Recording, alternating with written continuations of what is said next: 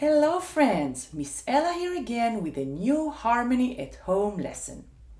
Let me start our lesson by quoting the composer Igor Stravinsky, whom we will learn about today. He said, "My music is best understood by children and animals." Do you know why he said that? Because his music was so unusual and imaginative. His music was so different from other music that people reacted very strongly to it when they first heard it. We'll talk more about that a little later. I have also invited our friend Ted to talk to us about the period during which Stravinsky lived. We call it the modern period, a period that started about 120 years ago. At that time, many composers were expanding the boundaries of composition and exploring new ways to express musical ideas. But first, as always, let's start with our weekly game.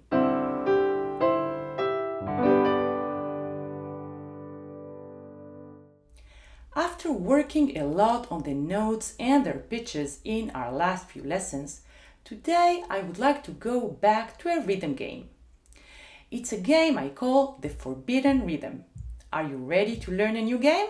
Let's start. To begin this game, you will have to repeat after me a simple rhythm. I will do it once, you will repeat after me, then we will see it written on the screen and we will do it together. After we do it together, you will not be allowed to do it again. That's why we call it the Forbidden Rhythm game.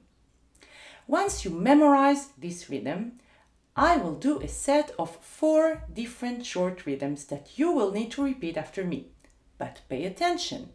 If I do the forbidden rhythm, you are not allowed to repeat it. You have to just wait for the next one. Let's try. You will see that it's not that complicated. You just need to concentrate a bit. Ready? Here is the forbidden rhythm. Repeat after me.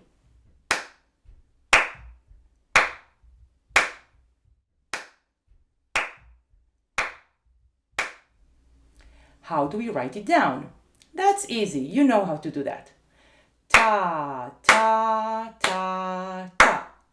We will write 4 quarter notes, right?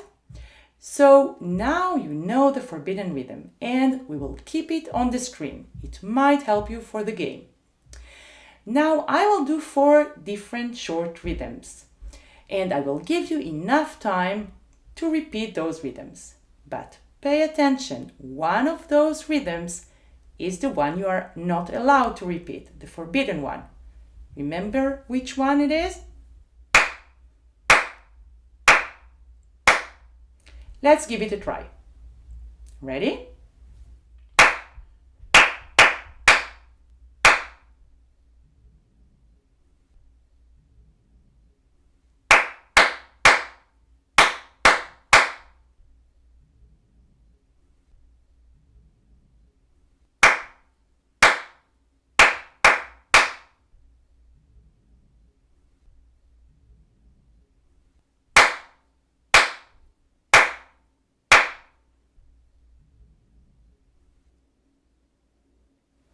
So, did you repeat all of them? I hope you didn't. The last one, the 4th one, was a forbidden rhythm, so you were not supposed to repeat it. Let's do another one. The forbidden rhythm is still the same one, remember? Ready? Let's start.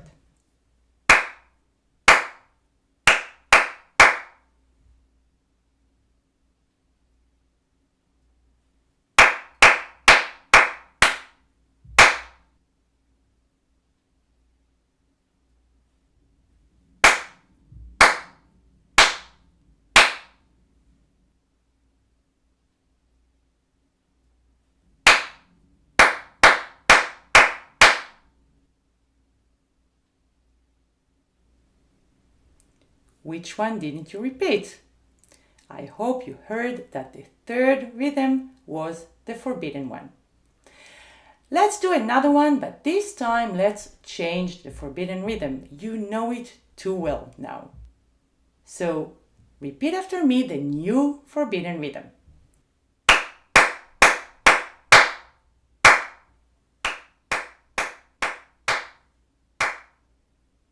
Can we write it down? Ti, ti, ti, ti, ta, ta. I'm sure we can. 4 8 notes followed by 2 quarter notes. So now you know the forbidden rhythm for the game. So listen carefully and repeat after me, but don't repeat the forbidden rhythm. Remember which one? This one. Ready? Let's start.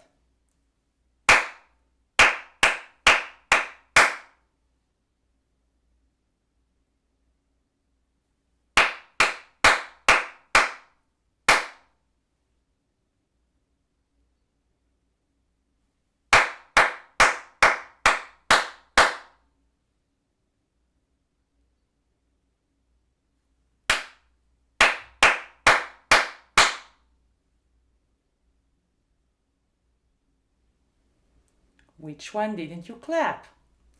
The forbidden rhythm was the second one. Let's do one last round. We are still using the same forbidden rhythm. Remember which one? Ready? Listen carefully.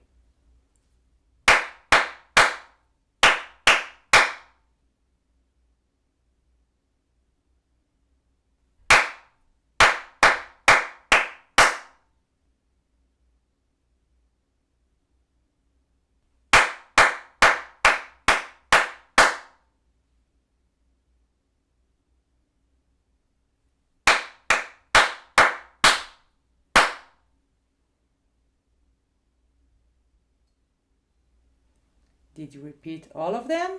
I hope you didn't. Which one didn't you repeat? The last one was the forbidden rhythm. Next week we will continue with this game, but I might do some more complicated rhythms. Now let's move on to today's lesson.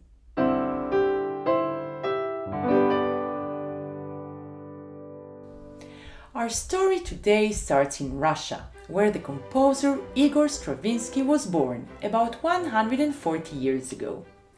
When Stravinsky was young, he was not particularly interested in school, but he loved the opera, and his father was an opera singer, so he often went to see him perform.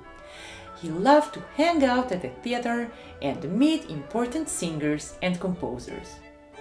As a child, Stravinsky learned how to play the piano, but his family decided that he should have a career as a lawyer. So he went to college and studied law, but what he really wanted to do was compose. One of his fellow law students was the son of a very famous composer, who agreed to teach Stravinsky to write music. That was the path he chose to follow to a very distinguished career in music. One of Stravinsky's most important and well-known pieces was the music for a ballet called The Firebird, which he composed when he was 28 years old. This ballet was first performed in France, and it was a huge success. It was such a triumph that it made Stravinsky world famous. The story was based on a Russian fairy tale about a firebird and an evil magician. Let's see a short fragment of the ballet. You will see the firebird enjoying her freedom, and then, after a short chase, the firebird gets caught by a prince. Listen carefully to the music and try to hear the contrast between the three moments: freedom, the chase, and the capture. Also, try to see if you can hear the difference between this music and others we have already heard from other periods: the Baroque, the Classical, and the Romantic.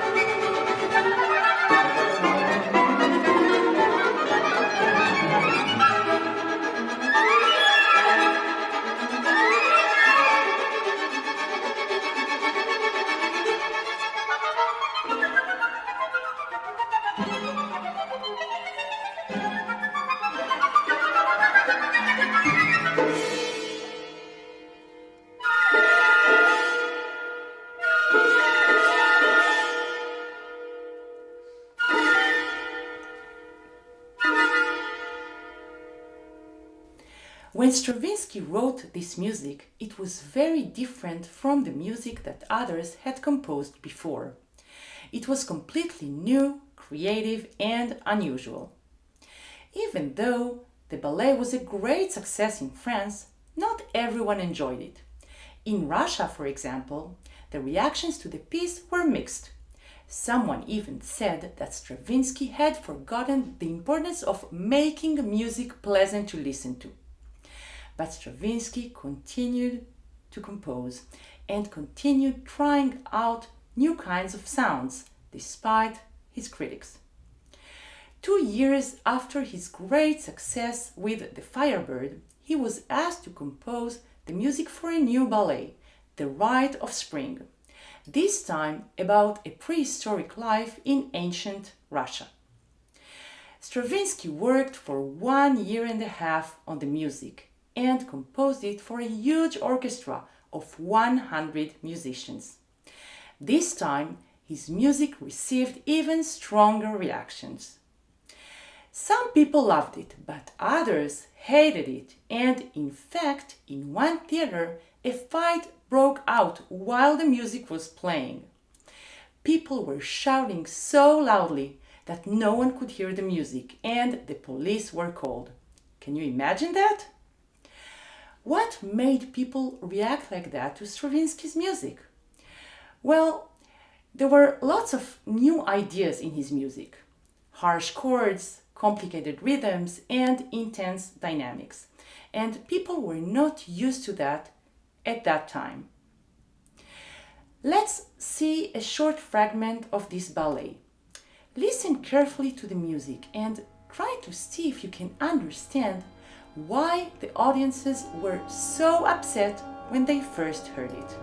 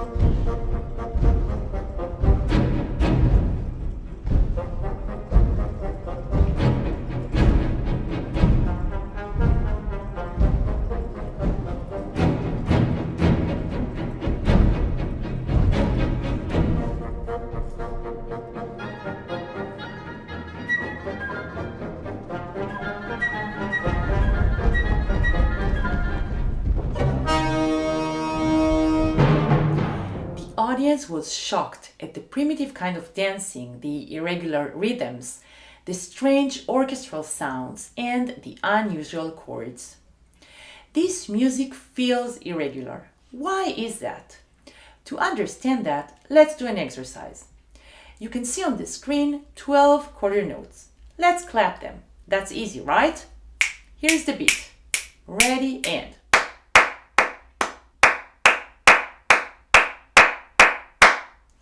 Now let's divide them in groups of 4 and let's clap the first quarter note of each group stronger, so the one will be louder. Ready? And.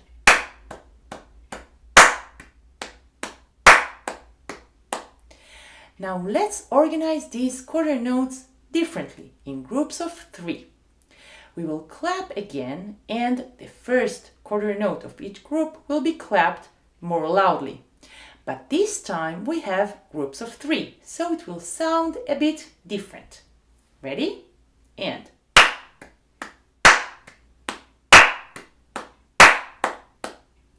Now let's alternate between 4 and 3. Ready? And.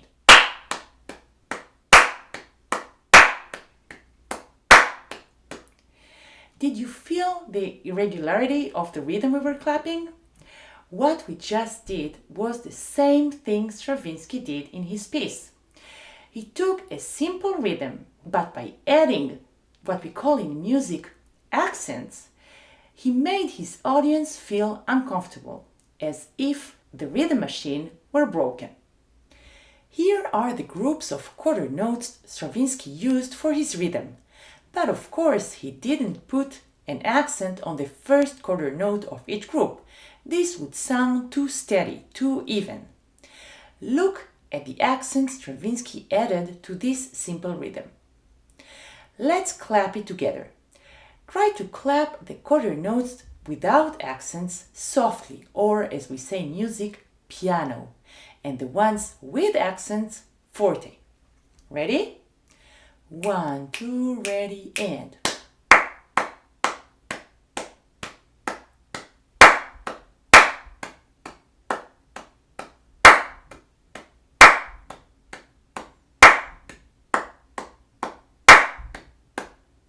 Did you do it right? Let's do it again, but this time let's do it faster. Ready? 1, 2, ready, and.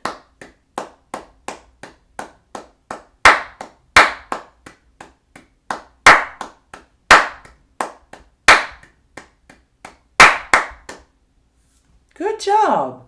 You see, you are already able to clap one of Stravinsky's most famous rhythms. I'm really proud of you. Now that you know this rhythm so well, listen again to the way it sounds when the string instruments play it in the orchestra.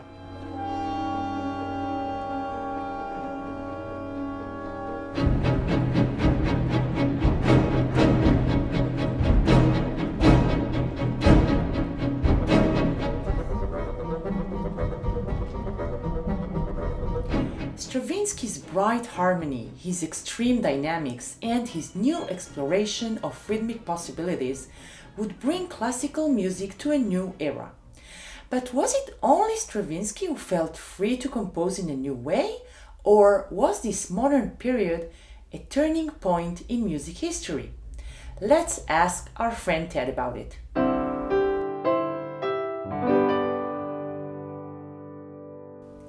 Hi Ted, I'm glad you are here with us today. I was just telling my students about Stravinsky, who was so original and creative in his compositions. And we were wondering if other composers in the modern period were as innovative as he was. Can you tell us more about this fascinating period in music? Hi, Miss Ella. Hi, everyone. Were other composers of the modern period as innovative as Stravinsky? Well, it would be hard to top Stravinsky, but I'm pretty sure a lot of composers tried, because the modern period was all about being innovative, about being different.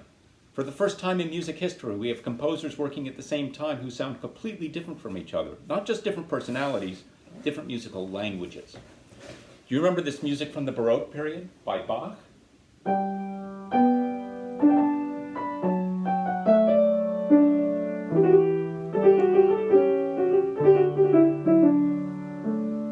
Composers in the Baroque period were writing with independent voices and ornamentation. Or this music from the classical period by Mozart.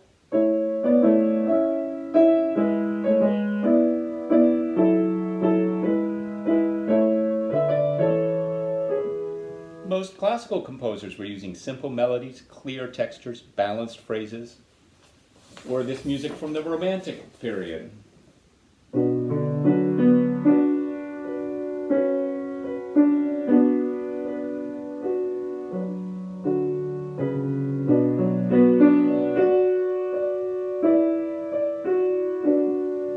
Music by Frédéric Chopin. Almost all Romantic composers were using a lot of emotion in their music like that. But then what about this from the modern period?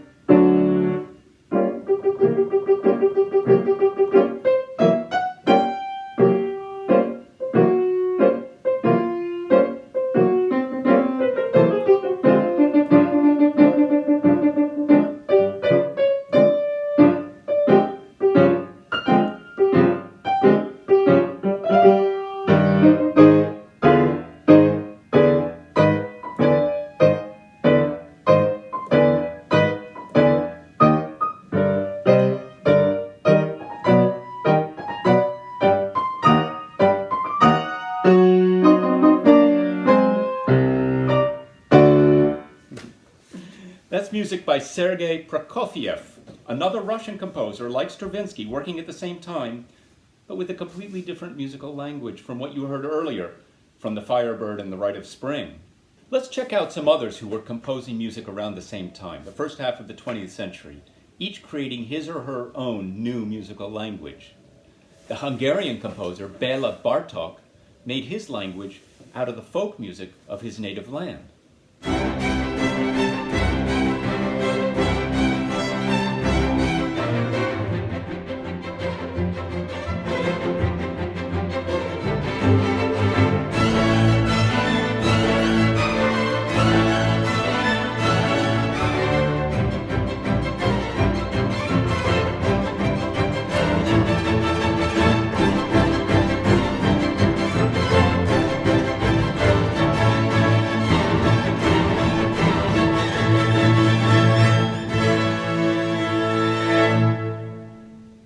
The Austrian composer Arnold Schoenberg invented a way of writing music that made all 12 notes equally important.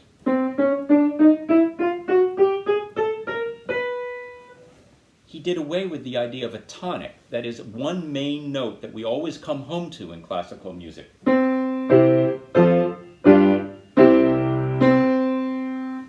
When all 12 notes are sounding in a particular order in a particular piece, it might sound something like this.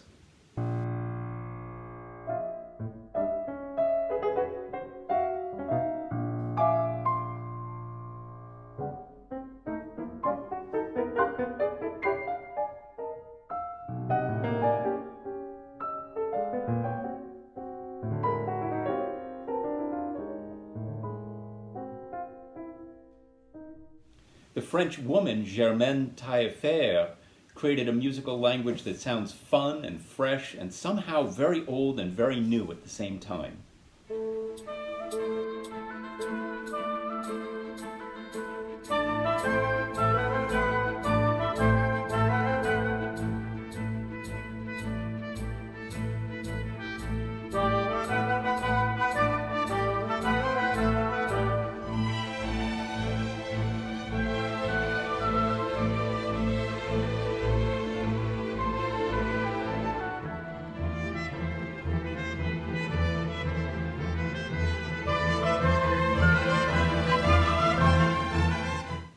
The American, Charles Ives, liked to mash up different sounds. He would play different tunes at the same time, so you feel like you're standing in the middle of different kinds of music.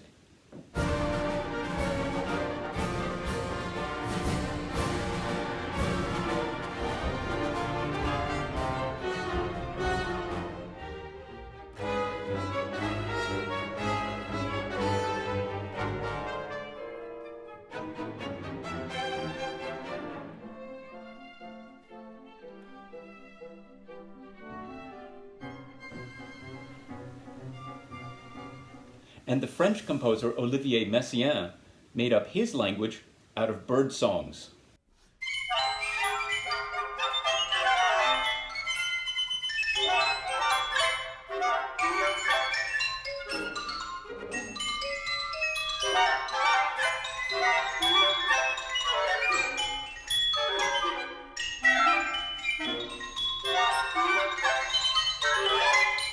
All different languages. And it was the same with the buildings during that time, the first half of the 20th century. You might get a building that's covered with weird decoration, or a building with no decoration at all, or a building with a futuristic look.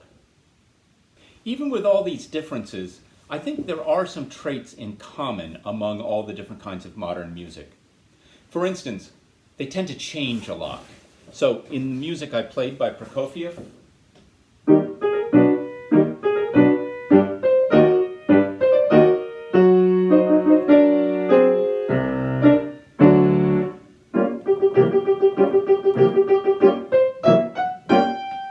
right, a few measures of this, a few measures of that. Also, the idea of contrast that began in the classical period became greater and more emotional in the Romantic period is off the charts in the modern period.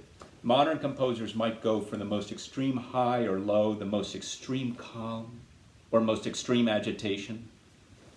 And then there's dissonance. There's a lot more dissonance in modern music. Dissonance means sounds that are harsh, like this, or this, or this. Okay? In earlier times, dissonance was used just very sparingly as a little touch of spice. But in the modern period, it's all spicy. So you get chords like this in the Rite of Spring.